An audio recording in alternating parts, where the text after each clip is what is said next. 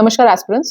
So when I was preparing for UPSC and UPPCS, हमेशा एक problem होती थी कि जो न्यूज़पेपर रीडिंग होता था, it used to consume a lot of time and उसका जो आउटपुट होता था वो बहुत कम होता था, because you have to prepare a lot of notes from newspapers and बहुत टाइम लगता है उसको फिल्टर आउट करने में. So I have made a decision to cover at least one or two important articles every day from the newspaper, and irrespective of whether you're giving prelims or mains, these articles or insights from articles will certainly help you in your mains, especially mains or interview. Okay, so agar hum newspaper ka dekhein, so I have started from 10th March. So this is an article, and yes, I will be covering mostly Indian Express, because मैं Indian Express पढ़ती थी. So एक वो flare बना हुआ है, so I'll be covering Indian Express articles.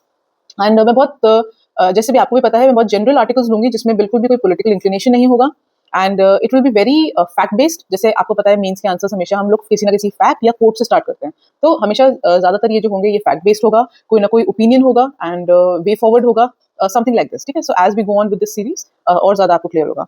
So especially again I want to make it clear, this is for UPSC and PCS aspirants, especially UPPCS. So सबसे पहला आर्टिकल आज मैं कवर करना चाहूंगी 10th मार्च से, social media ban may make children less safe online. Now the whole point of this exercise is to cover maximum in very less time. मैं आपको strict pointers दूंगी, you need to jot it down, and मैं आपको ये भी बताऊंगी किस paper 1, 2, 3, 4 में किस पे मैप करना है ये, या कौन से ऐसे में आ सकता है, बिकॉज जैसे यूपीपीसीएस के ऐसे ज्यादातर थीम बेस्ड होते हैं, या फिर कौन से लाइक एनी ओपिनियन बेस्ड जो आपके इंटरव्यू में हेल्प कर सकता है. Okay, so let's start with it. Social media ban, जैसे मैंने आपको बताया, तो ये बहुत ही सिंपल आर्टिकल है. कर्नाटका गवर्नमेंट ने अभी क्या किया है, सोशल मीडिया बैन किया है to protect children from, of course, from to protect them from misuse and other evils. So हम लोग यहाँ पे देखते हैं जो बेसिक पॉइंट्स हैं. सबसे पहले तो ऑब्वियसली क्या जो इंटेंशन था गवर्नमेंट का, to make it safe for children. But जो ऑथर है वो बोल रहे हैं, और वो सही भी बोल रहे हैं, that this will actually be counter productive. ये सही नहीं रहेगा, and this will actually make the children less safe. इसके दो रीजंस हैं बेसिकली. सबसे पहले तो बाईपासिंग, मतलब क्या होगा, जैसे फॉर एग्जांपल आपने देखा है कि जो घरों में बच्चे अगर नहीं एक्सेस कर पाते हैं, तो या तो वो ऐसे अलग से ऐप्स खोल लेंगे जिसमें वो बाईपास कर सकते हैं उन सिक्योरिटी नॉर्म्स को. ठीक है, या फिर वो क्या करेंगे, ज्यादातर देखा गया है कि अपने पेरेंट के अकाउंट्स को वो या अपने जो एल्डर सिबलिंग्स हैं उनके अकाउंट्स के थ्रू वो एक्सेस कर सकते हैं internet. So this will start happening. So bypassing plus proxy accounts, जो बड़े लोग हैं उनके अकाउंट के से वो एक्सेस कर लेंगे. ठीक है, या फिर there can be, I mean, the children, they are so adept on internet, they are so tech savvy कि वो आराम से क्या कर सकते हैं, जो prohibitions हैं या जो restrictions हैं उसको वो disable कर सकते हैं. So author का सही है बोलना. Now see, बहुत ही बड़े में लिखा है, but the main points are bypassing and proxy accounts. ये दो चीजें, आप ये दो keywords लिख सकते हैं. bypass करना मतलब to because children are more digitally adept, exactly इसकी language ये है, than the policy makers assume. तो इसलिए हो सकता है पॉलिसी मेकर्स यहाँ पे गलत हैं कि वो सोच रहे हैं कि हम लोग उसको रिस्ट्रिक्ट करेंगे तो चिल्ड्रन सेफ रहेंगे, बट नहीं, उसको they can safely bypass by switching to apps or switching to websites that make it very difficult for the restrictions to come into the picture.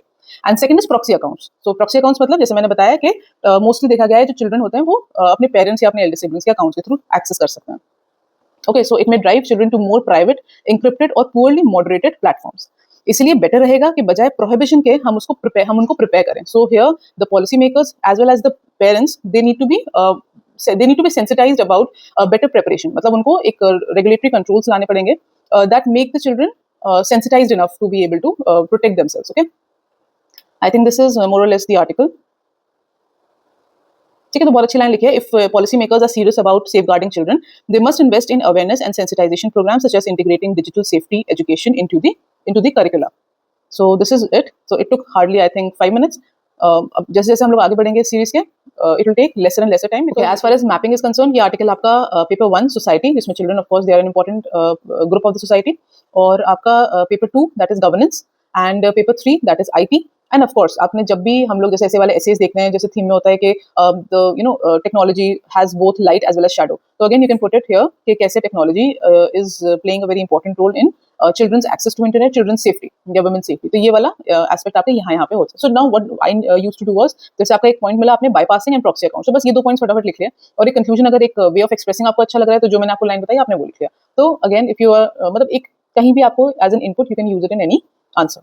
So we'll go on to the next article in the next newspaper. Thank you.